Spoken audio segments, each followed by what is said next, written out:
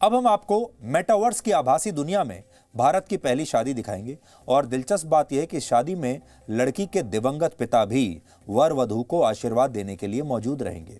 तमिलनाडु के एक जोड़े ने 6 फरवरी को भारत की पहली मेटावर्स शादी करने का ऐलान किया है, जिसमें लड़की के दिवंगत पिता वर वधू को आशीर्वाद देने के लिए वर्चुअल दुनिया में स्वयं उपस्थित रहेंगे। यानी वर्चुअल रियलिटी की मदद से इस विवाह में ऐसे लोग शामिल हो सकेंगे जिनकी मृत्यु हो चुकी है। ये इंटरनेट की दुनिया में एक क्रांतिकारी बदलाव है जो असली दुनिया को एक ऐसी आभासी दुनिया में ले जाएगा जहां जीवन और मृत्यु के बीच भी कोई अंतर नहीं रहेगा। यह सब कुछ मेटावर्स टेक्नोलॉजी की मदद से होगा। वैसे तो इसकी पूरी प्रक्रिया काफी जटिल है, लेकिन हम आपको सरल भाषा में आज समझाएंगे कि इस टेक्नोलॉजी में आखिर होता क्या है। इसे आप इंटरनेट का भविष्य या इंटरनेट का वर्जन 2.0 कह सकते हैं। इंटरनेट का ये नेक्स्ट लेवल है। सोचिए, फिलहाल इंटरनेट का इस्तेमाल करते हुए आपको क्या अनुभव होता है। आप या तो जब वेब पेजेस पर जाते हैं, आप ऑडियो वीडियो कंटेंट देखते हैं, ऑडियो सुनते हैं, वीडियो देखते हैं, या इंफॉर्मेशन को आप देख सकते हैं, पढ़ सकते हैं, सुन सकते हैं। लेकिन मेटावर्स टेक्नोलॉजी आपको एक नए एडवांस्ड स्टेज में लेकर जाएगी। इसमें आप किसी चीज, व्यक्ति या स्थान को न सिर्फ देख, सुन और पढ़ पाएंगे, बल्कि उसे छूकर महसूस भी कर पाएंगे, जैसा कि 6 फरवरी को भारत की इस पहली मेटावर्स शादी में होगा। शादी के लिए भी एक वर्चुअल वर्ल्ड बनाया गया है, जिसमें शादी हॉगवर्ट्स स्कूल में होगी। यह एक काल्पनिक स्कूल है जिसे आपने मशहूर फिल्म हैरी पॉटर में भी देखा होगा।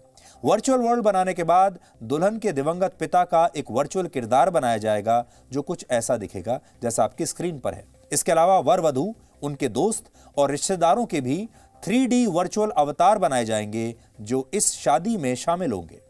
हालांकि रियल वर्ल्ड से वर्चुअल वर्ल्ड में जाने के लिए हर व्यक्ति को आंखों पर एक VR हेडसेट और हाथ में खास तरह के ग्लव्स पहनने होंगे, दस्ताने पहनने होंगे। आंखों पर VR हेडसेट लगाते ही ये दूल्हा दुल्हन वर्चुअल वर्ल्ड में प्रवेश कर जाएंगे और अपने दिवंगत पिता का आशीर्वाद भी ले सकेंगे। अगर आपको अब भी ये टेक्नोलॉजी जटिल लग रही है, तो आप इसे इस वीडियो के जरिए समझिए जो वर्ष 2020 में दक्षिण कोरिया से आया था। इसमें इस टेक्नोलॉजी की मदद से एक महिला की मुलाकात उसकी 7 साल की बेटी से कराई गई थी जो मर चुकी थी, जिसकी 4 साल पहले वर्ष 2016 में एक बीमारी की वजह से मृत्यु हो गई थी। तब इस महिला ने वर्चुअल वर्ल्ड में प्रवेश करके अपनी बेटी के वर्चुअल अवतार को छूकर महसूस किया था और उससे बात भी की थी। आप इस वीडियो को देखकर ये पूरी टेक्नोलॉजी भी समझेंगे और आप ये भी देख पाएंगे कि जब एक मां अपने मृत बच्चे से इस वर्चुअल रियलिटी की दुनिया में मिलती है तो क्या भावनाएं आती हैं। तो थोड़ी देर के लिए हम आपको इस आभासी दुनिया में लेकर गए थे, वर्चुअल वर्ल्ड में लेकर गए थे। दुनिया जरूर आभासी थी, लेकिन इस मां के जो आंसू थे वो असली थे। इस मां की जो भावनाएं थीं वो असली थीं। और आप सोचिए, जब ये असली भावनाएं, ये असली प्यार, ये असली दुख, ये असली मुस्कुराहट, ये असली आंसू एक वर्चुअल दुनिया के जरिए इनका जब मिलन होगा तो एक नई तरह की चीज आपके सामने आएगी। इस टेक्नोलॉजी की मदद से इंसान वो सब कुछ कर सकता है जिसकी शायद कभी उसने कल्पना भी नहीं की थी। इससे उन लोगों को आभासी दुनिया में जीवित किया जा सकेगा जिनकी मृत्यु हो चुकी है। इसके अलावा मान लीजिए आप अपनी आंखों पर एक VR हेडसेट लगाकर वर्चुअल वर्ल्ड में किसी सड़क के किनारे टहल रहे हैं और इस दौरान किसी दुकान पर आपको कुछ कपड़े पसंद आ जाते हैं, तो आप डिजिटल करेंसी से उन कपड़ों को खरीद भी सकते हैं, उन्हें छूकर महसूस कर सकते हैं और जब आप वापस अपनी असली दुनिया में आएंगे तो ये कपड़े आपके घर पर डिलीवर भी हो सकते हैं। इसके अलावा ऑफिस की ऑनलाइन मीटिंग्स, स्कूल की ऑनलाइन क्लासेस का भी वर्चुअल अनुभव लिया जा सकता है। हालांकि इस टेक्नोलॉजी का इससे भी बड़ा फायदा यह है कि इसका इस्तेमाल बच्चों को देश का इतिहास बताने के लिए किया जा सकता है। आज हम सोच रहे थे कि जब आपके सामने आएंगे तो क्या ये टेक्नोलॉजी तो अब दुनिया में आ ही गई है, लोगों को इसके बारे में पता भी है। अब बड़ी चुनौती ये है कि इस टेक्नोलॉजी को अच्छे कामों के लिए सकारात्मक इस्तेमाल कैसे इसका हो सकता है। इस टेक्नोलॉजी का हमारे बच्चों को, छात्रों को, युवाओं को क्या फायदा हो सकता है, या ये टेक्नोलॉजी उन्हें सिर्फ भटकाने के लिए काम आएगी, उनका वक्त बर्बाद करने के लिए काम आएगी। इसलिए हमें लगा कि एक बहुत अच्छी टेक्नोलॉजी है जिसके जरिए हम अपने छात्रों को, युवा पीढ़ी को अपने देश के इतिहास के बारे में बता सकते हैं। आज अगर कोई युवा या कोई बच्चा शहीद भगत सिंह या नेताजी सुभाष चंद्र बोस के मुख से उनकी ही वीर गाथा सुनना चाहता है, किसी घटनाक्रम को देखना चाहता है, उसे जीना चाहता है, तो इस आभासी दुनिया में ये सब कुछ मुमकिन होगा। यानी ये टेक्नोलॉजी देश के लिए, हमारे समाज के लिए बहुत उपयोगी हो सकती है और संभव है कि भविष्य में गणतंत्र दिवस समारोह में इस टेक्नोलॉजी का इस्तेमाल होने लगे और सरकारें मुख्य अतिथि के तौर पर भी किसी देश के राष्ट्रीय अध्यक्ष की जगह, हो सकता है हमारे देश के संविधान निर्माता डॉक्टर भीमराव अंबेडकर को ही इस समारोह में वर्चुअली शामिल करा लें। या हो सकता है आपको कभी पता चले कि इस बार वर्चुअल दुनिया में सरदार पटेल चीफ गेस्ट बनाए गए हैं इस बार की परेड के, क्योंकि वर्चुअल वर्ल्ड में उनका अवतार ऐसा आसानी से कर पाएगा। आप महात्मा गांधी से मिल पाएंगे, सरदार पटेल से मिल पाएंगे, नेताजी सुभाष चंद्र बोस से मिल पाएंगे, भगत सिंह से मिल पाएंगे और अपने देश के इतिहास को और हमारे देश के इतिहास के जो सुपरस्टार्स हैं उनसे मिल पाएंगे, उन्हें समझ पाएंगे। मेटावर्स की आभासी दुनिया का रिमोट कंट्रोल इस समय बहुत कम टेक्नोलॉजी कंपनियों के हाथों में है। ये मुट्ठी भर टेक्नोलॉजी कंपनियां हैं।